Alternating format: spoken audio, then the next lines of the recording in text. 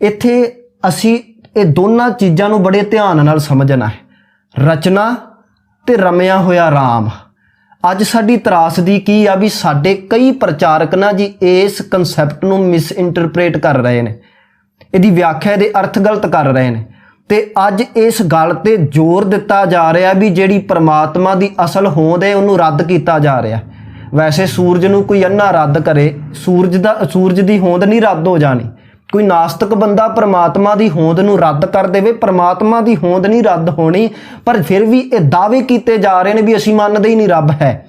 चलो कोई नहीं मनदा, कोई धक्का नहीं, हर बंदा आपो अपनी विचार के प्रति सुतंत्र है, पर उन्होंने ये आज़ादी नहीं भी अपनी विचार गुरु ते थोपे, सिੱਖੀ विचारधारा विच थोपे। ये उन्होंने कोई सुतंत्रता नहीं हैगी, विचार अपनी है। पर कई बारी असी गुरु नानक दे मोढे ते रख के चलाउण लग पैंदे आ। साध संगत दो तरह के लोग ने, एक तो पखंडी लोग ने, वो भी लोग पखंड रचन वास्ते गुरु नानक दे मोढे ते रख के चलाउंदे ने, ते दूजे पासे कई वो भी लोग ने जिहड़े अंदरों सुक गए ने ते केवल दिमागी तल ते परमात्मा की होंद नूं रद्द कर रहे ने, ते चलाओ भी गुरु नानक दे मोढे ते रख के रहे ने। विचार अपनी ते कहते गुरु नानक इंज कहते ने। पर गुरु नानक दे बचना तो यह स्पष्ट हुंदा है कि सतगुरु जी ने परमात्मा की होंद नूं भी मन्निया है ते नाल ये भी मन्निया भी परमात्मा रमिया कुदरत विच ही है। अज तुसी देखो एक कंसैप्ट दिता जा रहा है कि कुदरती रब है, ते एक शब्द गुरबाणी दा लैके उहदे ते दावा किया जा रहा भी आ देखो भी कबीर साहब ने तो परमात्मा की होंद नूं रद्द किया। वो बचन अक्सर सुनाउंदे हुंदे ने, कहंदे ने जोगी गोरख गोरख करै, जोगी गोरख गोरख करै, हिंदू राम नाम उचरै, मुसलमान का एक खुदाए, कबीर का स्वामी रहया समाए। वो कहते भी असी जे कहने आ भी एक ओंकार दे अर्थ असी एक परमात्मा करते हैं, तो मुसलमान भी तो फिर एक ही परमात्मा मानते हैं। पर कबीर जी इत्थे खंडन कर रहे हैं भी एक परमात्मा तो मुसलमान भी मानता है, पर जिहड़ा कबीर दा रब है, कबीर दा परमात्मा है, वो हर थां ते समाया होया है। ते इत्थों फिर अर्थ कढ के कह दिंदे देखो जी कबीर ने कुदरत नूं रब कह दिता। पर इत्थे किते भी स्पष्ट नहीं हो रहा भी कुदरत नूं कबीर जी ने रब कहा है। पहलां तो ये गल समझिए कि जे मुसलमान का एक खुदाए गल कही है किहड़े संदर्भ च कही है, क्योंकि कबीर जी का एक होर भी बचन मिलता है। महाराज ने बचन किया है अल्लाह एक मसीत बस्त है। असल दे विच गल की है कि मुसलमाना ने भी एक खुदा नूं ही मन्निया है, पर त्रास दी गल ये भी उन्होंने एक खुदा ते अपना कॉपीराइट बना लिया भी साडा एक खुदा है ते उस खुदा ते हिंदुआं दा कोई हक नहीं। जिवें कबीर जी कहंदे अल्लाह एक मसीत बस्त है, अवर मुल्क किस केरा। हुण अल्लाह एक तो मान लिया, पर नाल ये भी मान लिया भी वो एक अल्लाह केवल मसीत च ही वसदा है, मंदिरां च नहीं हो सकता वो अल्लाह, हिंदुआं च नहीं हो सकता। पर कबीर जी कहंदे भी जे अल्लाह केवल मसीत च ही वसदा है, फिर बाकी दी दुनिया कौन सांभ रहा है। जे बाकी थां ते हिंदुआं च परमात्मा नहीं वसदा, फिर उन्हां दे श्वास एवें ही चली जा रहे हैं। अल्लाह एक मसीत बस्त है, अवर मुल्क किस केरा, हिंदू मूरत नाम निवासी, दोए मैं तत ना हेरा। ते हिंदू कहंदे भी साडा राम मूर्तियां च वसिया, पर महाराज कहंदे इन्हां दोनां धिरां दे विच ही तत नहीं हैगा। जिन्हां ने अल्लाह नूं मसीतां तक सीमित कर लिया वो भी गलत ने, जिन्हां ने राम नूं मूर्तियां तक सीमित कर लिया वो भी गलत ने। ते महाराज कहंदे एक अपना कॉपीराइट बना के खुदा तां मुसलमान भी मन्नी बैठे ने, पर जिहड़ा खुदा मैं मनदा है वो हर थां ते समाया है। वो मसीत च भी वसिया ते वो मंदिर च भी वसिया, वो हिंदुआं च भी वसिया ते मुसलमानां च भी वसिया, जैनियां च बोधियां च हर थां ते वसिया होया। ते इत्थे एक खुदा नूं खंडन नहीं कीता, किहड़ी चीज़ खंडन कीती है भी जे एक खुदा नूं एक थां तक सीमित कर लीए भी अपना कॉपीराइट बना के तां उन्होंने भी मान लिया। पर महाराज कहंदे कबीर का स्वामी रहया समाए। समाए शब्द अपने आप ही स्पष्ट कर रहा है कि इत्थे दो हस्तियां की गल हो रही है, क्योंकि समाए शब्द तो इत्थों निकलदा ही नहीं भाव भी कुदरत नूं रब मन्निया। समाए दे अर्थ पढ़ के कदी भी देख लिओ तुसी, देखो आपां अक्सर एक गल कहने आ पानी दी बूंद डिग्गी ते मिट्टी विच समा गई। हुण मिट्टी विच तां समाई जे पानी दी अपनी हस्ती है ते मिट्टी दी अपनी हस्ती है, तां ही क्या ना। हुण पानी मिट्टी विच समा गया, पर मिट्टी विच समा के भी पानी अपनी हस्ती वाला है। आपां ये नहीं कह सकते भी हुण मिट्टी पानी हो गया, पानी नाम दी कोई चीज़ ही नहीं हैगी, इस तरह नहीं कह सकते। मैं एक होर उदाहरण लवां, आ तुसी देख लो लाइट हर थां ते समाई हुई है ना जी। एनर्जी बन के साडे च भी समाई है, एनर्जी बन के फुੱਲ पौदिਆਂ च भी समाई। ਆਪਾਂ ਸਾਰੇ ਜਾਣਦੇ ਸਾਇੰਸ ਦਾ ਕਨਸੈਪਟ ਕਿ ਅਸੀਂ ਲਾਈਟ એનર્ਜੀ ਵੀ ਲੈਂਦੇ ਆ, ਪੌਦੇ ਲਾਈਟ એનર્ਜੀ ਤੋਂ ਆਪਣਾ ਭੋਜਨ ਬਣਾਉਂਦੇ ਨੇ। तो लाइट एनर्जी बन के हर थां ते समाई है, तो वह मूर्ख होवेगा जिहड़ा ये कवे भी हुण मैं ही लाइट हो गया। लाइट नाम की कोई चीज़ ही नहीं हैगी क्योंकि मेरे च समा गई है। लाइट साडे विच समाई है, इत्थों स्पष्ट हुंदा है भावें लाइट एनर्जी बन के साडे च समाई है पर लाइट की अपनी हस्ती भी है। हुण पानी मच्छी दे विच है, मच्छी दे विच हो के भी पानी अपनी हस्ती रखदा है। आपां ये नहीं कह सकते भी मच्छी पानी हो गई, पानी नूं मनदे ही नहीं असीं। हवा साडे च समाई आ, हुण देख लो हवा बाहर भी आ साडे अंदर भी आ, ते आपां कदी कहा भी हुण मैं ही हवा हो गया। हवा नाम की कोई चीज़ ही नहीं, शरीर ही हवा हो गया, इंज क्या कदी? हवा भावें साडे विच मौजूद है पर साडे च हो के भी हवा अपनी हस्ती रखदी है। इसे तरह परमात्मा कुदरत दे विच समाया है पर कुदरत विच हो के भी परमात्मा अपनी हस्ती रखदा है। ये गल ध्यान दईए साध संगत कि भावें कुदरत दे विच रमिया होया है, जिवें पानी मच्छी विच है, मच्छी विच होके अपनी हस्ती रखदा है। असीं ये नहीं कहिंदे भी क्योंकि असीं कट्टण लई ना फिर ये कह दिंदे आ भी ये पखंडियां ने तां रब नूं पासे मान लिया भी किते दूर बैठा है। गुरमत ये भी नहीं मानदी, गुरमत नहीं कहिंदी भी रब कुदरत तो दूर बैठा है। बैठा कुदरत विच ही है, कुदरत करके वसिया सोए, बैठा कुदरत विच ही है पर कुदरत विच होके भी अपनी हस्ती रखदा है। जिवें हवा साडे च होके भी अपनी हस्ती रखदी है, परमात्मा कुदरत विच होके भी अपनी हस्ती रखदा है। चलो फिर इन्हां गल्लां दीयां दलीलां नहीं आईयां, फिर इन्हां ने एक अगले स्टैप ते आए। ये फिर अगे इन्हां ने आपदा नवां कंसैप्ट कढ़िया कि असीं नहीं कहिंदे कुदरत ही रब है जी, फिर कहण लगे भी नियम रब है क्योंकि नियम के जरिए कुदरत चल रही है, नियम तो कुदरत पसरदी है, इस करके नियम रब है। फिर नियम नूं रब कहना शुरू कर दिता तो फिर गुरु नानक दे मोढे ते रख के ही चला रहे हैं भी गुरु नानक कहंदे ने। आओ गुरु नानक दा ही बचन पढ़ लैने आ जिथे सतगुरु जी ने यह स्पष्ट किया है कि नियम रब नहीं। आपां जपजी साहब दे विच एक बचन पढ़दे आ महाराज दा, हुक्मी हुक्म चलाए राहो।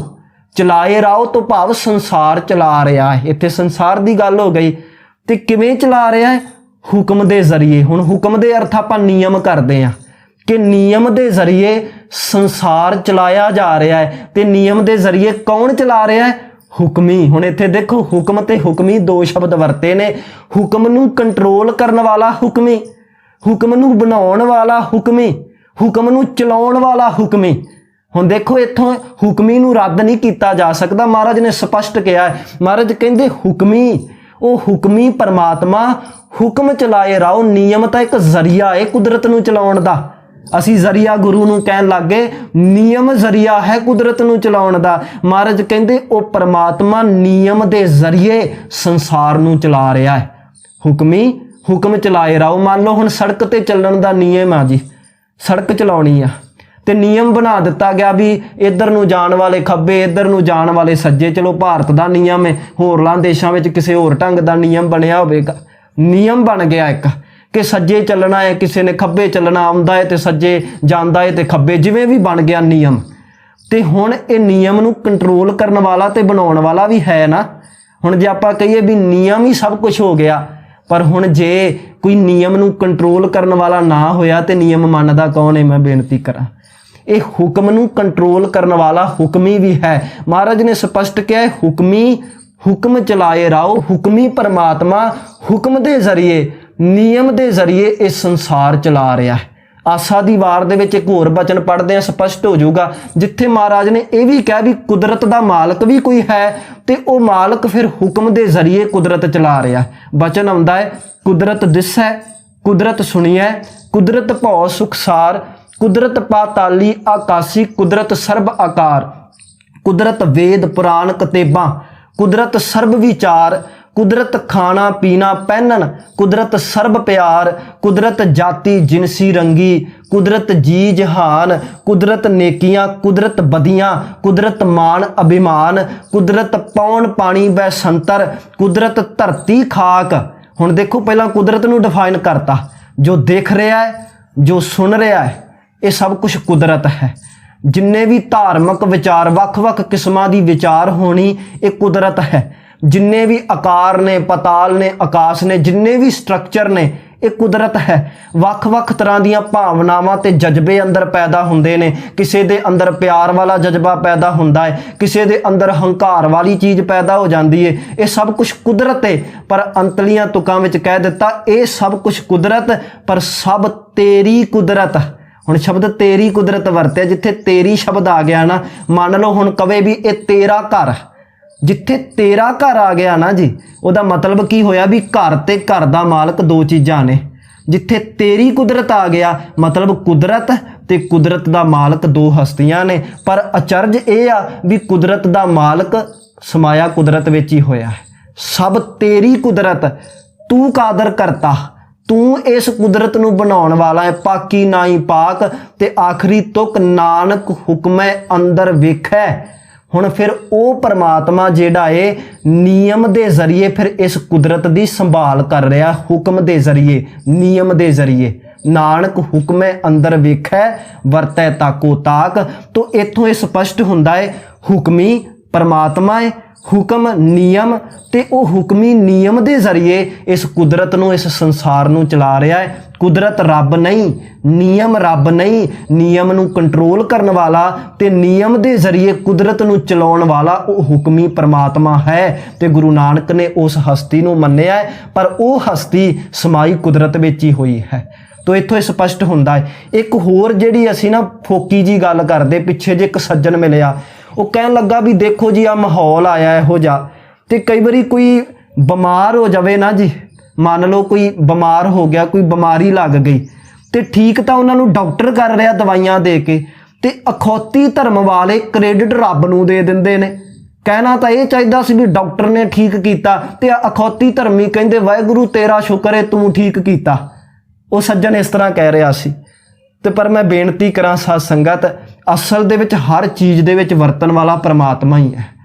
ਹੁਣ ਜੇ ਕੋਈ ਕਵੇ, ਉਹਨੇ ਨਾਲ ਇੱਕ ਇਹ ਵੀ ਸ਼ਬਦ ਵਰਤਿਆ ਵੀ ਹੱਕ ਡਾਕਟਰ ਦਾ, ਉਹ ਤਾਰੀਫ ਦਾ ਹੱਕ ਡਾਕਟਰ ਦਾ ਸੀ, ਪਰ ਹੱਕ ਉਹਦਾ ਖੋ ਕੇ ਪਰਮਾਤਮਾ ਨੂੰ ਦੇ ਦਿੱਤਾ ਗਿਆ। ਇਹ ਵੀ ਤਾਂ ਕਿਸੇ ਦਾ ਹੱਕ ਖੋਣਾ ਹੈ। ਉਹਨੇ ਆ ਫੋਕੀ ਜੀ ਗੱਲ ਕੀਤੀ। ਆ ਗੁਰਬਾਣੀ ਦੇ ਵਿੱਚੋਂ ਸਮਝਦੇ ਆ, ਗੁਰਬਾਣੀ ਦੇ ਵਿੱਚ ਵੀ ਸਤਿਗੁਰੂ ਜੀ ਨੇ ਕਈ ਵਾਰ ਇੱਥੇ ਸਪਸ਼ਟ ਕੀਤਾ ਹੈ ਕਿ ਦੁਨੀਆ ਵਿੱਚ ਕੁਝ ਵੀ ਹੋ ਰਿਹਾ ਹੈ, ਕ੍ਰੈਡਿਟ ਤਾਂ ਸਤਿਗੁਰੂ ਨੇ ਪਰਮਾਤਮਾ ਨੂੰ ਹੀ ਦਿੱਤਾ ਹੈ।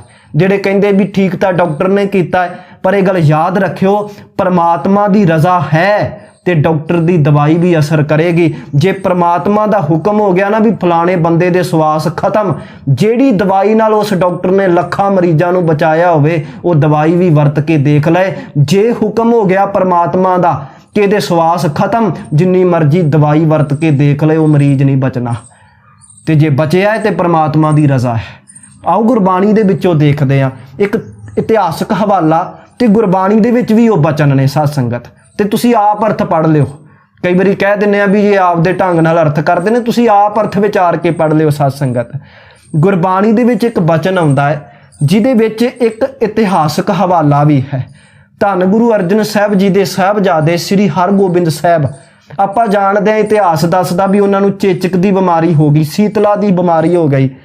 ਤੇ ਹੁਣ ਲਾਜ਼ਮੀ ਜੀ ਗੱਲ ਹੈ, ਸੁਭਾਵਿਕ ਗੱਲ ਹੈ ਵੀ ਬੜੇ ਵੈਦ ਡਾਕਟਰ ਤੇ ਹਕੀਮ ਬੁਲਾਏ ਹੋਣਗੇ, ਵੈਦਾਂ ਤੇ ਡਾਕਟਰਾਂ ਨੇ ਇਲਾਜ ਕੀਤਾ ਹੋਵੇਗਾ। ਤੇ ਆਖਰ ਤੇ ਕੀ ਹੋਇਆ, ਸ੍ਰੀ ਹਰਗੋਬਿੰਦ ਸਾਹਿਬ ਤੰਦਰੁਸਤ ਹੋ ਗਏ।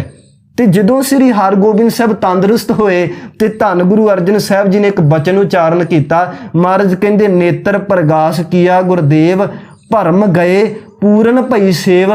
ਤੇ ਬਚਨ ਕੀਤਾ ਸੀਤਲਾ ਤੇ ਰੱਖਿਆ ਬਿਹਾਰੀ। ਹੁਣ ਇਹ ਨਹੀਂ ਕਿਹਾ ਵੀ ਸੀਤਲਾ ਤੋਂ ਡਾਕਟਰਾਂ ਨੇ ਬਚਾਇਆ, ਹੁਣ ਡਾਕਟਰਾਂ ਦਾ ਵੀ ਰੋਲ ਤਾਂ ਪੂਰਾ ਹੋਵੇਗਾ ਨਾ ਵਿੱਚ, ਉਹ ਤਾਂ ਜ਼ਰੀਆ ਸੀ।